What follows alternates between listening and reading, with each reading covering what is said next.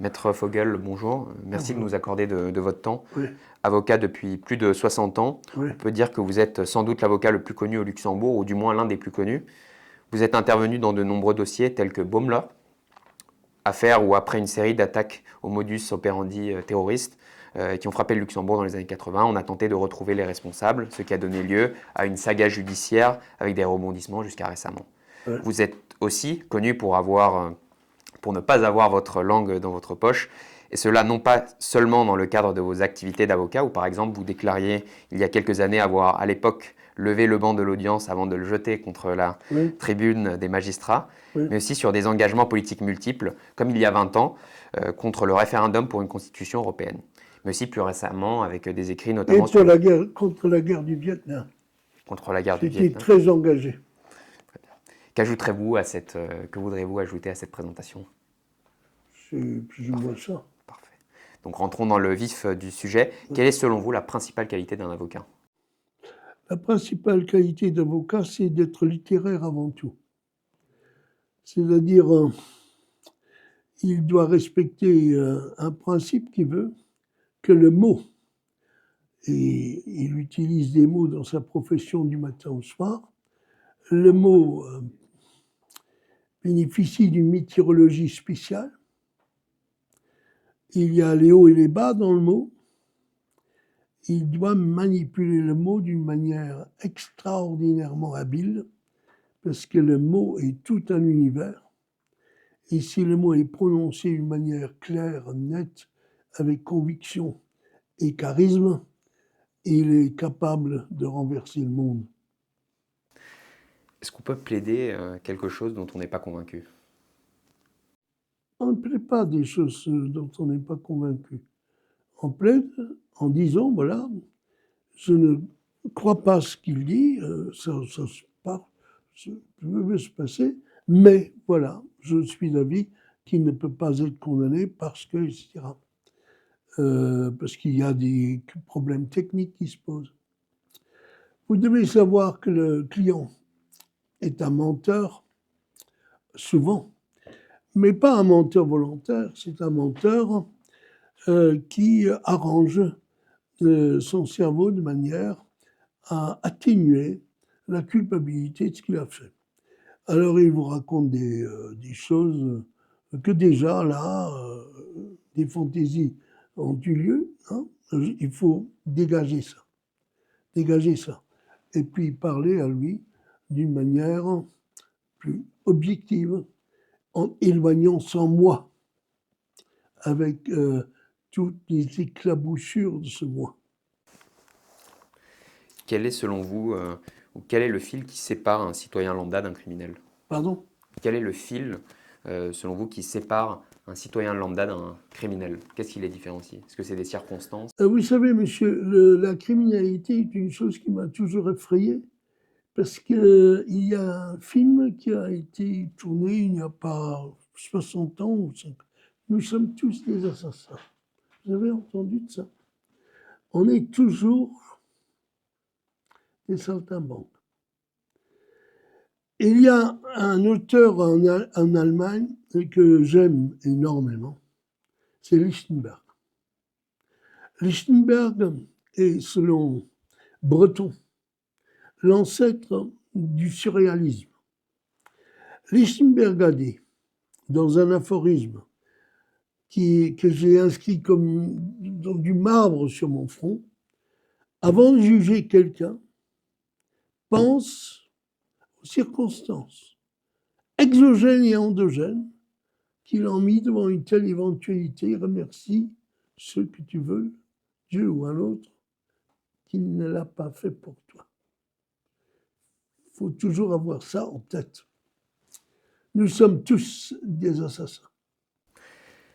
Il y a l'avocat de Salah Abdeslam, terroriste condamné récemment pour son implication dans les attentats du 13 novembre 2015 à Paris, Ouais. qui a dit « Je ne défends aucune cause, mais je ne refuse aucun accusé ». Quelle est votre philosophie dans la matière? C'est pas la mienne. Je refuse les mandats dans la mesure où ils ne me donnent aucune satisfaction a priori de m'y enfoncer. Je fais certaines choses. Tu peux mettre sur ma table 1 million d'euros et je ne fais rien. Par exemple, les séquestrations. Il faut imaginer ce que ça veut dire. À la maison, des parents qui, le matin, le soir, toujours dominés par la pensée où est notre fille, où est notre garçon qui a disparu. Et 3 semaines plus tard, ils entendent qu'il a été assassiné bêtement. Par qui? Par une ordure. Cette ordure ne mérite pas une défense. Je refuse aussi les cambriolages. Pourquoi? Parce que le cambrioleur est un salopard qui viole ton intimité. Tu n'es plus chez toi quand un cambrioleur a pénétré dans le seuil de ta maison, au-delà du seuil de la maison. C'est fini. Tu n'arriveras pas à le rejeter. Il a été déjà pris par les murs qui en parlent tout le temps. Je refuse de plaider pour ces gens-là. Je refuse ensuite de plaider pour des assassins du moment que il y a du fric derrière, c'est-à-dire des assassinats faits pour gagner de l'argent. Je ne peux pas faire ça. On dit, tout le monde mérite un avocat, tout le monde a droit à un avocat. Oui, ok, qu'ils aillent chez les avocats qui ont cette mentalité. Je ne l'ai pas. Que pensez-vous dans la matière de la peine de mort? Est-ce que ces gens dont vous avez décrit méritent le La châtiment? peine de mort, j'ai lutté des dizaines d'années contre la peine de mort. J'étais de ceux qui s'engageaient d'une manière assez enflammée. Aujourd'hui, après 61 ans de métier d'avocat, et chaque fois que j'entends des histoires de séquestration, je suis moi-même père de 3 enfants, 12 petits-enfants, etc., et que quelqu'un me fera souffrir d'une manière aussi atroce, je ne vois pas ce qu'il fait dans les établissements pénitentiaires. L'avocat français Jacques Vergès disait « Je pourrais défendre Hitler en ajoutant « puisque je pourrais même défendre Bush ». Vous êtes plutôt Bush ou Hitler? Bush, Hitler. Oui. Est-ce que vous pourriez défendre quelqu'un comme Hitler, Je par ne exemple? pourrais pas défendre Bush, parce que Bush est un assassin de la guerre d'Irak. Hitler, c'est tellement impossible. Impossible. On sait que vous revendiquez cette indépendance vis-à-vis de la classe politique. Est-ce que l'avocat est l'ennemi des politiques et vice-versa? L'avocat est l'ennemi de qui? Des politiques. Est-ce que selon vous, l'avocat est l'ennemi des politiques? Je crois que l'avocat devrait s'abstenir de faire de la politique parce qu'il perd son indépendance d'esprit. Moi, je ne fais pas de politique. Je la fais tout le temps, par la marge. Ouais. J'aime bien attaquer, j'aime bien contredire. Mais moi-même, je ne fais pas ça, parce que sinon, je dépends de celui-ci, de celui-là. Je veux être homo percé, moi-même. De votre expérience, est-ce qu'on rend justice, selon vous, dans un tribunal? Justice qui est un concept qui Non. peut dépasser le droit. Non, pour la simple raison que si vous êtes acquitté pour ce que vous n'avez pas fait, vous restez toujours condamné. Semper aliquid disaient les Romains, il reste toujours quelque chose, car celui-là du trottoir, il dira, oh, il a dû être, voilà. Il ne sera jamais acquitté. Quel est le comportement qui vous indigne le plus dans le monde judiciaire luxembourgeois actuellement? Oh, j'ai écrit un livre là-dessus, Intramuros. Ce qui me dérange énormément, c'est la multiplicité des couples magistrats-avocats. Je déteste cela. Et je lutterai jusqu'au four crématoire contre cette merde. Et je la dénonce tout le temps, aussi dans ce livre. Car imaginez ce que ça veut dire. Voilà quelqu'un qui est dans l'alcôve judiciaire qui sait ce qui se passe dans le secret de ça. Et là, l'avocat, qu'il rencontre à midi pour manger, il raconte ce qu'il a vu, entendu. Et les autres, ils sont là, ante portas, personne, ils ne peuvent pas participer. C'est une horreur! Selon vous, comment, ça fait 60 ans que vous êtes avocat, même plus, comment a-t-il évolué, comment le droit, la justice a évolué au Luxembourg, les principales tendances? Je ne sais pas, la justice a une tendance à ne pas évoluer. Voilà. Très bien. On va passer à des sujets un peu politiques. En préparant cet entretien, j'avais du mal à vous classer politiquement. Comment vous classeriez politiquement? Je suis un homme de gauche. Que veut dire la gauche? Un homme de gauche est un homme qui n'accepte pas ce qu'une majorité fait passer pour des valeurs. Ainsi, par exemple, je n'accepte pas ce qui se fait à Gaza. Je n'accepte pas ce qui s'est fait en Irak. J'ai combattu des mois et des mois durant contre les Yankees quand ils déversaient sur le Vietnam des tonnes de chimie. Le Vietnam ne se ressaisira jamais, jamais de ce qu'ils ont fait. Jamais. Un procès vient de se terminer pour une Vietnamienne, vous avez vu, à Paris. Hein, irrecevable. Contre Bayer, etc. Eh bien, les Yankees ont utilisé cela. Hein. Et alors, ces gens-là jouent à l'ange. À l'ange gardien, pas du tout ça. Alors que ce sont des salopards. On va revenir sur une affaire qui date de propos tenus en août 2015. Vous évoquiez à l'époque, je vous cite, racaille dégueulasse et insolent, venu de la lointaine Roumanie qui raquette les passants d'une ville minable en passe de devenir le vomissoir de la mendicité. Oui, il y a eu... je dois faire une distinction. Il y a mendicité et il y a traite des êtres humains. Ce que j'ai dénoncé, c'est la traite des êtres humains. C'est-à-dire, il y a quelqu'un indéfinissable qui habite un palais à Bucarest et qui envoie des armées de mendiants à sa solde à travers le monde entier. Et le monde entier, il est préoccupé par cette présence horrible qui court après les gens, etc. C'est des travailleurs de la mendicité. Mais c'est en réalité, ce sont des esclaves de ce type. Ça, il faut le combattre.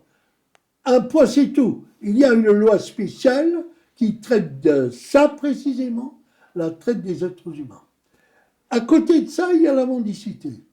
Je n'ai jamais mentionné un mot contre le mendiant, car je remercie le hasard qui n'a pas fait de moi un mendiant. J'aurais pu être un clochard aussi, avec le caractère que j'ai. Je n'aurais jamais pu exercer dans un bureau. On m'aurait liquidé tout le temps, jusqu'au moment où je n'aurais plus eu les moyens de le faire. Et alors, qu'est-ce qui arrive? On ne sait jamais. La vie est difficile, elle est très dure. Et quand je vois des mendiants dans la rue, j'ai un battement du cœur pour eux. Vous avez été acquitté en 2021 suite à des procédures juridiques engagées à votre encontre pour incitation à la haine et discrimination. Que pensez-vous en tant que juriste de cette infraction? Si elle est poursuivie, c'est bon. Je vous donne un exemple amer, récent. J'ai défendu, il y a quelque temps, un peintre luxembourgeois qui s'appelle Guichebourg. C'est un peintre extraordinaire, un jeune peintre, il n'y en a pas beaucoup. Ce jeune homme a été attaqué dans les réseaux sociaux d'une manière atroce. Il a 23 ans, il n'a rien fait. Alors, il a été attaqué de manière atroce et ce que je vous raconte maintenant était sur les ondes de RTL pendant 7 heures, je crois 8 heures. Il faut lui faire perdre la nationalité, le tuer, mais il faut que ce soit lent pour qu'il souffre beaucoup. Ah! Qu'est-ce qu'il a fait jusqu'à présent au parquet? Rien du tout. Okay. Est-ce que C'est la réponse. Je n'ai pas de réponse à ça. C'est une aberration totale de considérer que personne ne s'occupe de ça. C'est une ordure qui a fait à cet homme des blessures psychiques incroyables.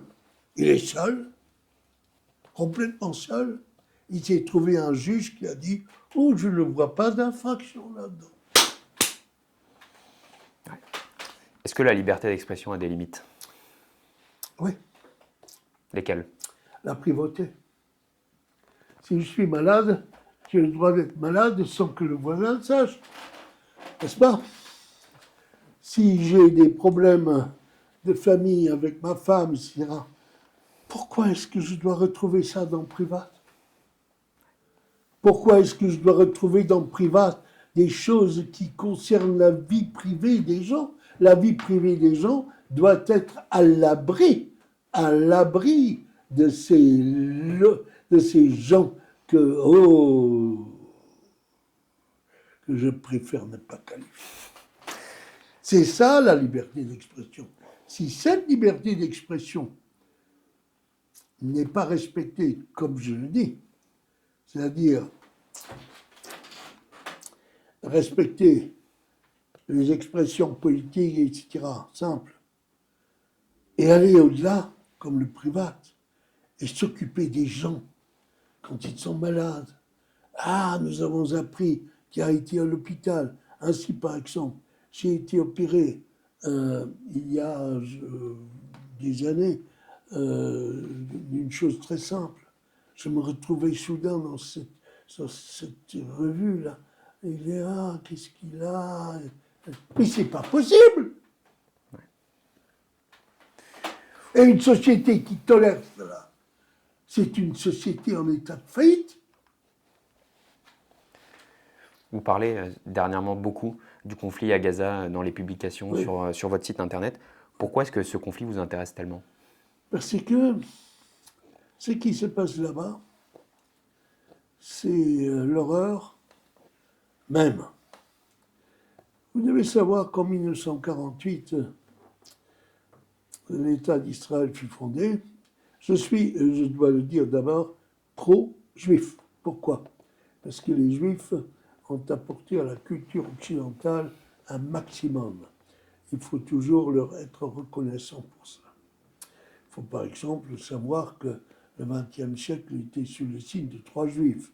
Un, Einstein, puis Freud, et puis un troisième, c'est Marx, Karl Marx. Donc, mais ils sont venus en 1948 et qu'est-ce qu'ils ont fait? Ils ont donné un coup de pied à 700 000 Palestiniens qui étaient là, alors qu'eux vendaient des tapis ici. Ils étaient là depuis des millénaires. Ils n'avaient pas quitté leur pays. Ils reçoivent un coup de pied. C'est ce qu'ils ont appelé la Nakba. Or, la Nakba, c'est très dur, la Nakba. Ça ne s'oublie pas. Si on me donne un coup de pied, de ma maison, je dois partir, être dans un camp de réfugiés. Mais je ne le pardonnerai jamais. Et alors on voit un Netanyahou qui, d'abord, j'ai un doute profond sur ce qu'il savait le 7 octobre. Moi, je crois qu'il savait tout et qu'il n'attendait que le 7 octobre. Et maintenant, la légitime défense chez lui, c'est 10 mois de bombardement, du matin au soir. La légitime défense, c'est le 8 octobre, le 9 octobre, où il fait quelque chose contre eux. Ça ne peut pas durer. Il a fait 40 000 morts. J'ai eu un très grand ami juif qui m'a dit, un jour ou l'autre, par la bêtise de nos dirigeants, on va nous retrouver à la mer et ce sera la chute du troisième temple. Vous êtes juriste et vous parliez dans cette publication de génocide. En tant que le génocide, je donne la définition juridique, commis dans l'intention de détruire toute ou partie un groupe national, ethnique, racial ou religieux. Est-ce que selon vous, en Palestine, effectivement, il y a un génocide? Il y avait dans le gouvernement israélien, il y avait un ministre qui avait un lapsus terrible. Il a parlé de la Shoah. On ferait passer les Palestiniens par une Shoah. Dans la bouche d'un juif. Incroyable. Lancé C'est sur le du génocide. génocide, parce que les bombardements sont d'une telle irréflexion, sont d'une telle... ça bat tous les horizons, les écoles, les hôpitaux, toujours sous l'impression que le Hamas est là-dedans, etc. Puis je n'aime pas qu'on parle du Hamas comme terroriste. Alors il faut dire que Netanyahou est aussi un terroriste. Le Hamas, qu'est-ce qu'il fait, le Hamas? Il défend son territoire. Hein? Oui, il défend son territoire. Il le défend d'une manière violente. Mais tout est violent là-bas. Et Netanyahou augmente la violence du matin au soir. Et il n'a aucune intention de faire la paix, parce que dès qu'il a fait la paix, il va en prison. Donc il repousse. Vous êtes battu il y a 20 ans contre le référendum, pour ou contre la Constitution européenne. Comment jugez-vous l'évolution de l'Europe Mais depuis il n'y a pas d'Europe. Il n'existe pas. l'Union européenne? C'est une illusion. Oui. Une illusion, qu'est-ce que ça nous apporte? Ça nous apporte seulement des emmerdes. Par exemple, maintenant, si j'achète une bouteille, que je débouchonne, je suis emmerdé par le bouchon qui ne tombe pas. Ça, c'est un nouveau règlement là-bas. Des règlements idiots tout le temps, qui sont purement vexatoires. Par exemple, j'ai entendu que pour les asperges, ils ont décidé qu'ils ne doivent avoir qu'une longueur de 24 cm.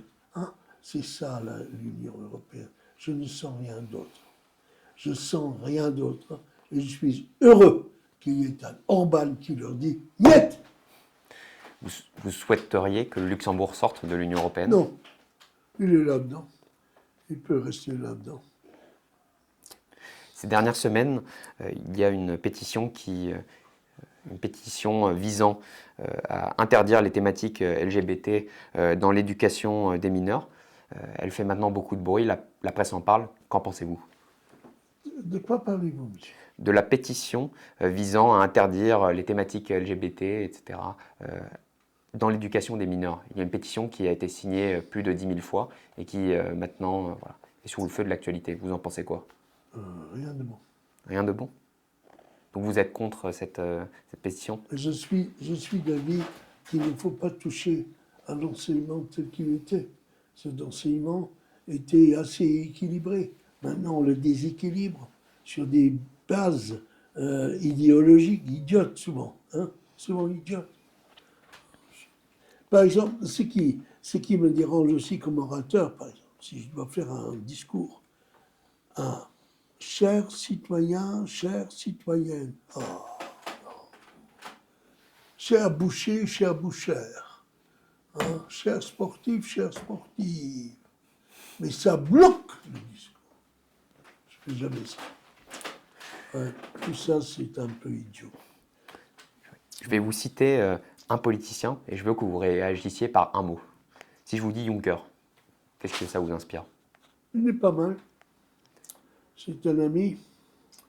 Il n'a pas un très bon caractère. Il n'est pas gai de nature. Et ça me plaît déjà. Il n'est pas excessivement poli. Il a une façon de parler qui est fraîche, printanière. Voilà, je l'aime beaucoup. Luc Friedon. Je l'aime moins parce que il avait essayé dans les années où il était ministre de la Justice d'introduire le témoignage anonyme dans la procédure pénale. L'horreur. Je ne lui pardonne pas. J'étais sur les barricades quand cela venait. J'ai réussi à faire bloquer le truc. Nous ne l'avons pas maintenant. Nous l'aurions. Si tout le monde réagissait comme la plupart du monde, c'est-à-dire rien du tout. Nous l'aurions. Xavier Bettel. Hein? Xavier Bettel. Il vous inspire quoi? Pardon? Xavier Bettel. Peut-être. Oh, je ne sais pas. Je trouve que c'est un homme bien, mais je l'aime bien, mais qu'est-ce que ça veut dire? Que je l'aime bien ou que je ne l'aime pas bien, ça n'apporte rien à son charisme politique. Buttle n'a pas la pointe qu'il faut, c'est tout. C'est ce que je pense. Ça Je me lui pense. fais peut-être mal. Je ne veux pas lui faire mal parce qu'il est très sympa. Mais et par exemple, il fait des fois la connerie de pleurer. Bon. Il est peut-être aussi, il y a une autre connerie que les politiques font. Trop près du peuple. Il faut rester à distance. Comme l'empereur japonais, mais avec mesure. L'empereur japonais se faisait voir une fois l'an, le dos tourné vers le peuple. Ces familiarités allaient servir à un moment donné, faire du poulet ensemble. Wow, c'est pas mon truc. Sam Tenson. Hein? Sam Tenson.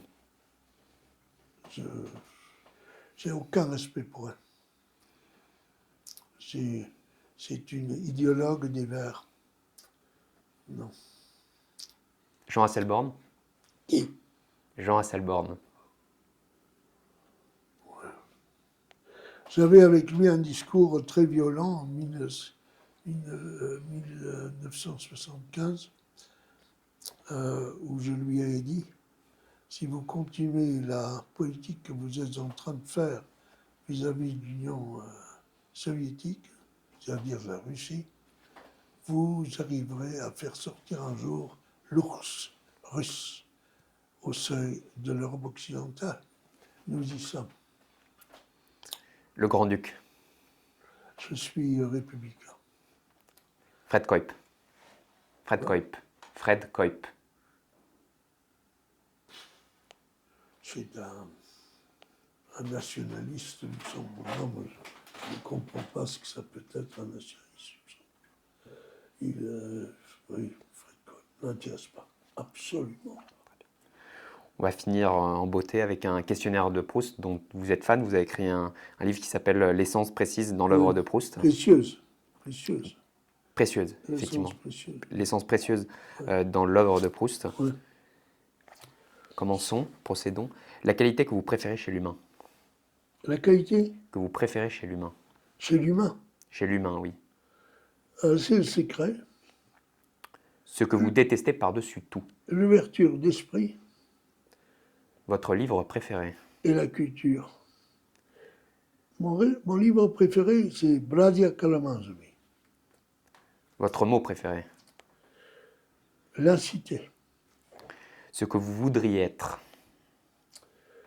Un très grand pianiste. Le personnage historique que vous méprisez le plus.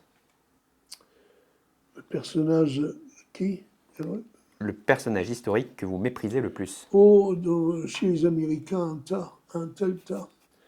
Toute la famille Bush. Le personnage historique que vous admirez le plus. Qui, là? Le personnage historique que vous admirez le plus. Ah, mon plus grand ami, c'est Fidel Castro. Votre drogue favorite. Ce n'est pas de drogue, je bois du café.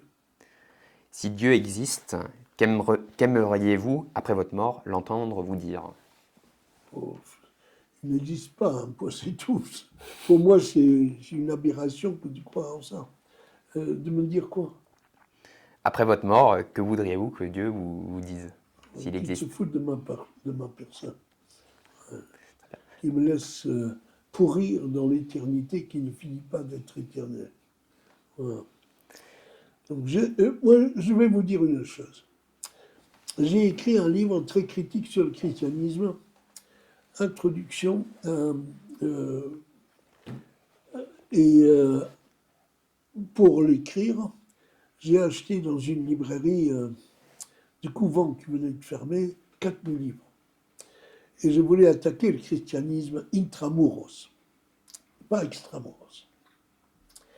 Et en attaqué intramuros, je suis tombé sur 12 volumes, Histoire des saints. S-A-I-N-T-S. Là, il y a des choses telles que la plus grave punition que vous pourriez m'infliger, c'est d'être au ciel avec ces cons-là.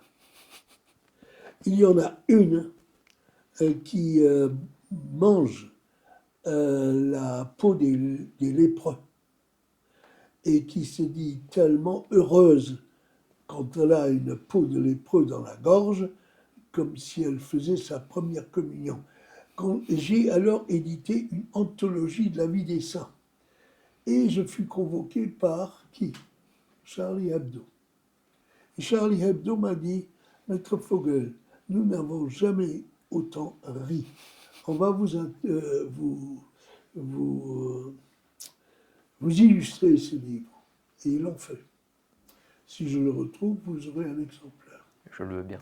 L'anthologie de la vie des saints. C'est d'une... Ah, mon Dieu. Oh.